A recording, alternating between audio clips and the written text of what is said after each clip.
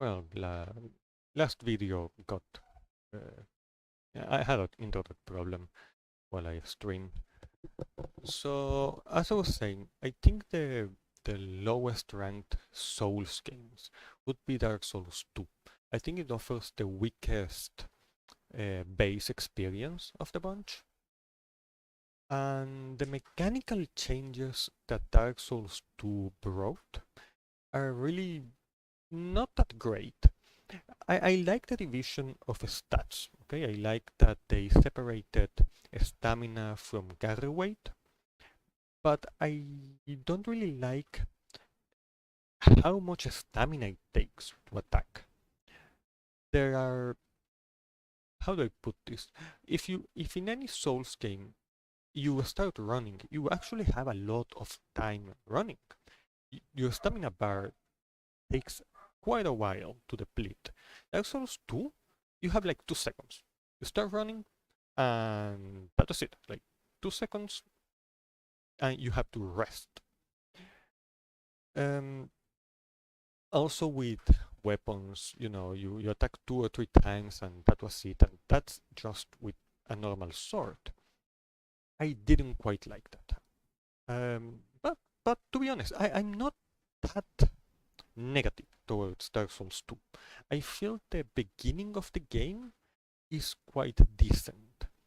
You have places to go, okay? Um, you're not like railroad into a single direction, okay? The You can go to something like the gutter if you get things like the ring to be able to fall, or get the cat boots kind of stuff.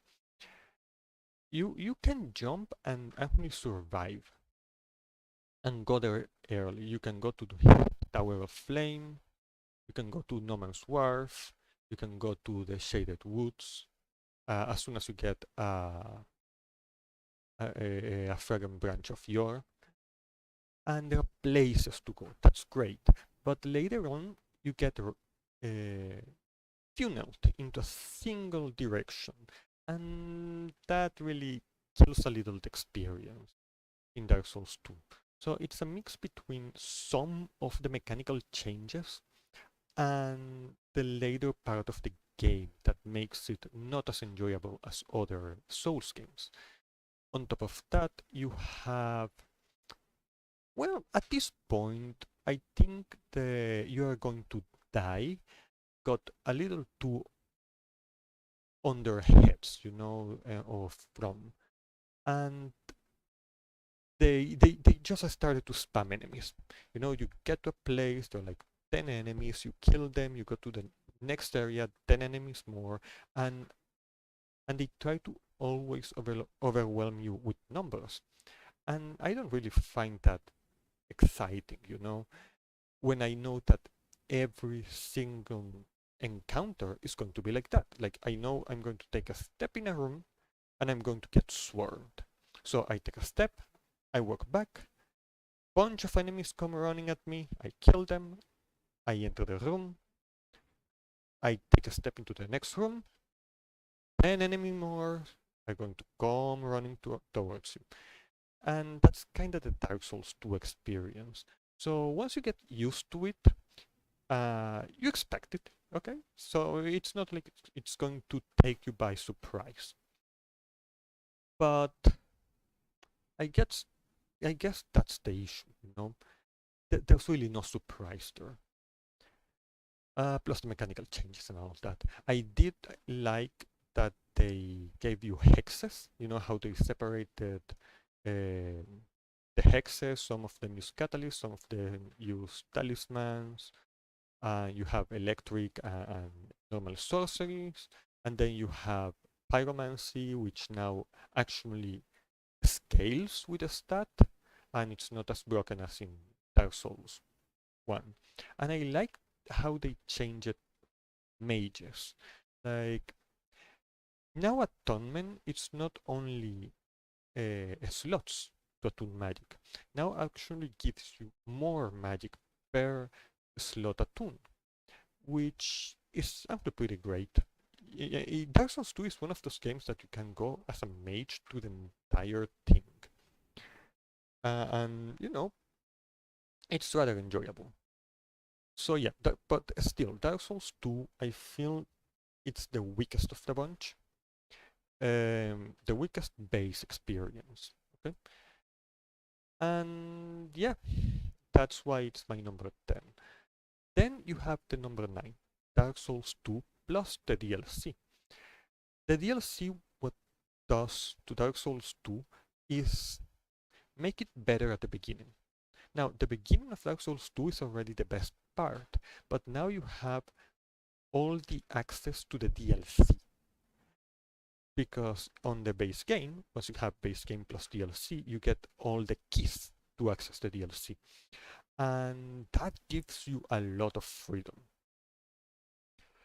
You can go to the Shulva, you can go to you know, the Fire DLC, you can go to Ilium Lois, and do things really out of order. And I just think that just makes Dark Souls 2 better. You have access to a few extra weapons, a few extra spells. You know, it's just more enjoyable. You have more content to go through, and the content is generally better than the base game. But then you have Dark Souls 2, Scholar of the First Sin, as my number 8. Now, Scholar of the First Sin does a few things better than the original game. Those are makes things like Frag and Branch of Yore more interesting to use because you have more places to use it and affect more stuff.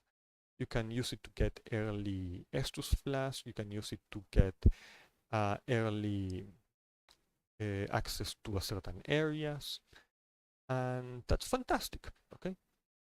Also, they kinda rework some areas like No Man's Wharf, which are made better. And yeah, you know, and makes things like Tower of Flame also more interesting. I think, however, Scholar of the First Sin uh, is worse in some areas than the original plus DLC, and it's because the keys to the DLC are kinda hidden. So you lose that early access to the DLC, and much of the first part of the game feels like base Dark Souls 2. So it loses a little of quality overall in the early game. I say overall, however, it's an upgrade to the base game plus DLC because it has a lot of reward encounters. And but in the end, you know, it is still Dark Souls 2. I think that's what really harms the position of the game as position 10, 9, and 8.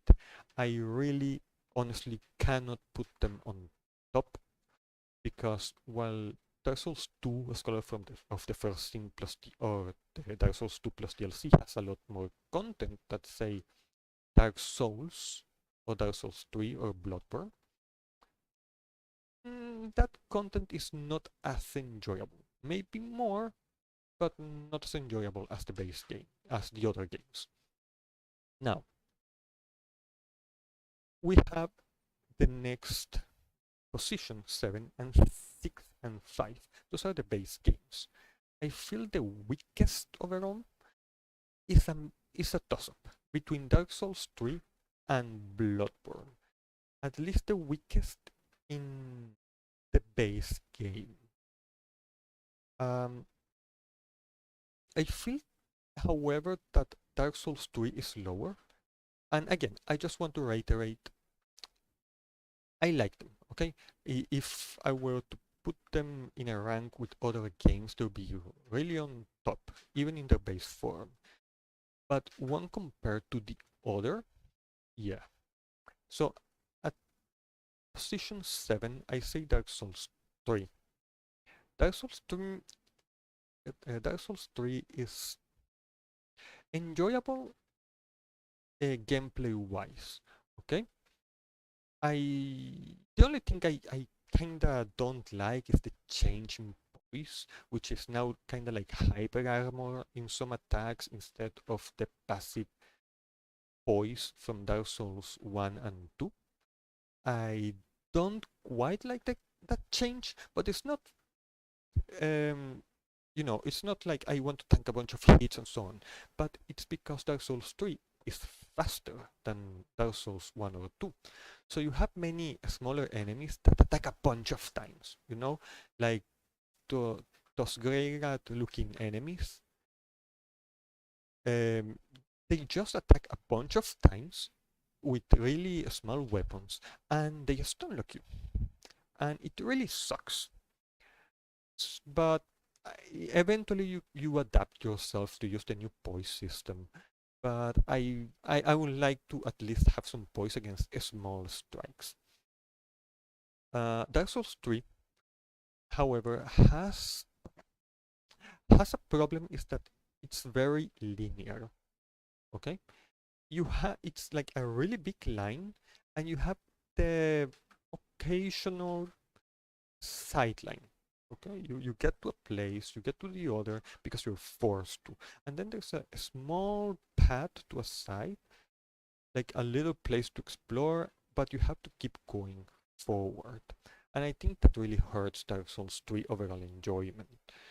Dark Souls 1 allow you to go pretty much in a lot of directions at the beginning, and even at the end you had a few places to go. Dark Souls 2 you had a lot of places to go at the beginning, but you were at the end. Dark Souls 3 is very straightforward. Okay, very, very, very straightforward. And it's, you explore occasionally the alternate areas. I say, however, things like spells and the overall combat are enjoyable. But yeah, the base Dark Souls 3 also feels a little too short. I think exactly because it's so straightforward that you don't really spend that much time exploring. So yeah, Dark Souls 3, place 7. Place 6 would be Bloodborne. Now, I put Bloodborne on top of Dark Souls 3. It's because I feel the setting of Bloodborne, it's a little better. Um, and it's not as straightforward. Yes, okay, there is uh, some locations you have your railroad, okay, but at the same time, like half of Bloodborne is optional. So it's kind of like a mixed bag. The main game, if you're just going from place to place to just get through the story, is very, very short. And if you don't explore, I mean, why won't you? But if you don't explore or if you're not attend to the setting, you're going to end the game very early, and you're gonna be like, what the hell? This is like half the length of Dark Souls 1 or 2 or Demon Souls. And it's because of that. Like half of the game is optional. But I like that. Okay? It is like completely opposite of Dark Souls 3. I like that. Many people really like the weapons in Bloodborne, but I feel them slightly lacking. Now, I understand that one weapon in Bloodborne has more variety than a bunch of weapons in Dark Souls, because in Dark Souls you have like small dagger, medium dagger, big dagger, but they are pretty much the same. Same with long swords and stuff. But Bloodborne also has some overlap. Like Ludwig's Holy Blade R1, one-handed, with the Kirkhammer. There is overlap there. Mid Cleaver with Saw Spear, there's also some overlap. And you have a bunch of weapons that have that overlap. Now, there are not that many weapons, and once and in the base game, there's a clear lack of things like arcane weapons. Okay. Um, so yeah, I feel the game very satisfying. Don't misunderstand, but also a little short, and maybe doesn't have that much variety, because you have to remember they pretty much remove armor. Armor is there, but it's very, you know, it's simply fashion souls. So they remove that, they remove some stats, they remove a bunch of stuff, and now it feels a little simpler. And with a lower amount of weapons, despite the variety that each weapon brings, feels, I say, not as satisfying as having, more stuff. Especially because magic is not as big. You have a bunch of skills and stuff, but magic is pretty much very simplified. Anyways, after that, in place 5, I have Dark Souls 1, the base experience. I say this game is awesome. It has a really nice uh, progression. There's a lot of exploration at the beginning, and even after defeating Ornstein and Smoke and getting the Lord Vessel, you still have some variety. You can go to the Duke's Archive, you can go to Lost Isolate, you can go to Tomb of Giants. So there is a still choice later again. Now, obviously, uh, the best areas of Dark Souls is early game, the best exploration, the best progression. The second half is not as great, but I feel the first half does a really, really fantastic impression. And I really like it. It, it, it has a good balance, I think is what I want to say. It's the strongest base experience overall. It's stronger than Dark Souls 2, Bloodborne, or Dark Souls 3. If it had a better late game, it would be amazing. But it kind of feels like they run out of budget in things like Lost Isolate and Tomb of Giants, sorry. And yep. After that, I say Dark Souls 1 plus DLC would be my place 4. The DLC is a little weak. I think that's the main problem. The forest areas are a little weak. The bosses are amazing. I love Calamite, I love Tirartorias, I love Manus, even the Sanctuary Guardian. But the DLC per se, no, not that great. It's not that great, and it's okay. It's okay. It gives a really great game, and okay DLC. Doesn't quite fix the late game. I think that's the problem. But overall, I really like it. I think there's a jump in quality. After that comes Dark Souls 3 plus DLC. While the first DLC is not fantastic, it has a really good boss, and I like the setting, but it's not great. However, it does give something to Dark Souls 3 that it really needs: length. And after that, you have the second DLC that has fantastic bosses. And again, more length to Dark Souls 3, has some really nice encounters, has some really good areas, and you get a bunch of extra spells and weapons, and I really like that. And rings. But yeah, I really feel that Dark Souls 3 benefits more from the DLC than Dark Souls 1. And I really like the base game plus DLC. It makes it feel whole. After that, I say my top 2. My top 2 is Bloodborne plus DLC. Bloodborne plus DLC is just amazing. It gives the extra length that Bloodborne needed, and gives you a lot of weapons. Bloodborne DLC is fantastic. It gives you so many weapons that you didn't really have in the original. You know, the boom hammer, the moonlight greatsword, the the whirly geek. You get the, I think it's the term for the, how what's the name? The Simon's bow blade, the rakujo, and all of these weapons really feel unique, and I think that's really what's amazing.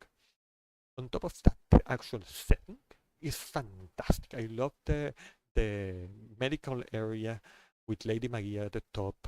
I love the fishing hamlet.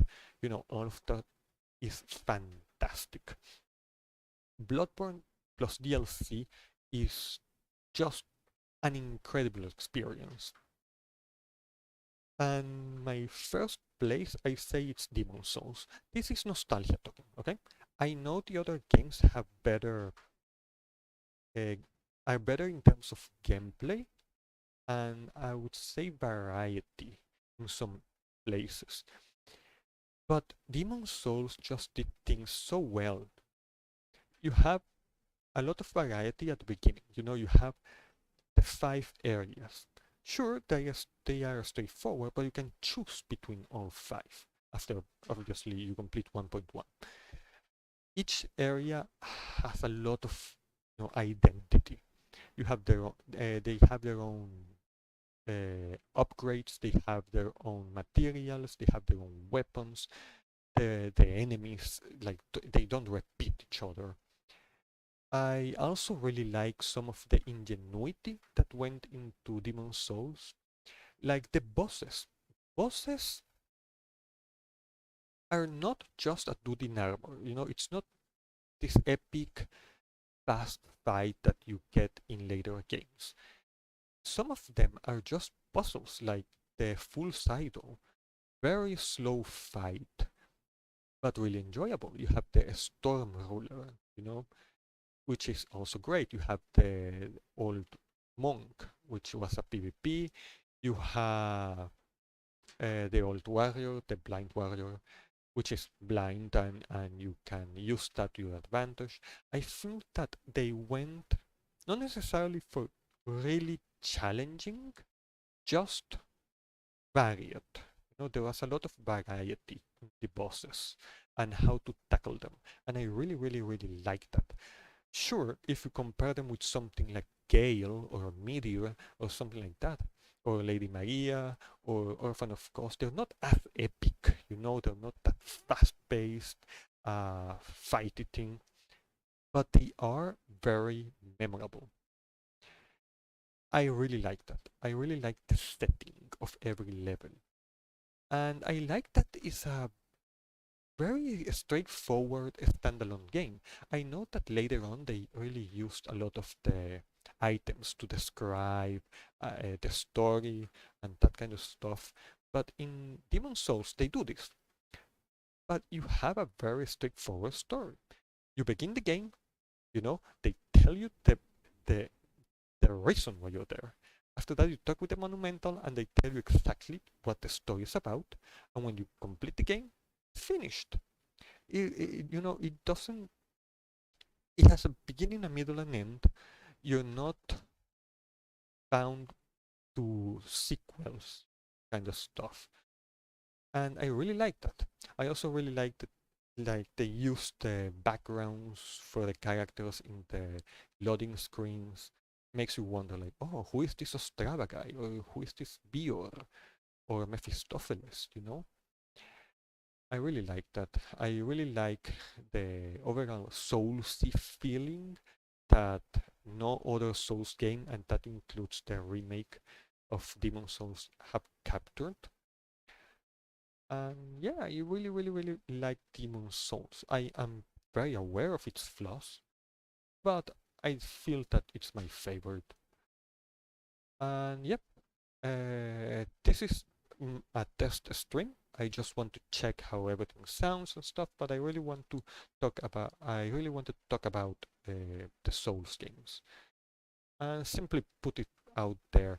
I might go into more specifics later. This is just like a stream of talk, and obviously you can hear me. I'm not a native English speaker, My microphone is also not that great, so I have to check all of this stuff.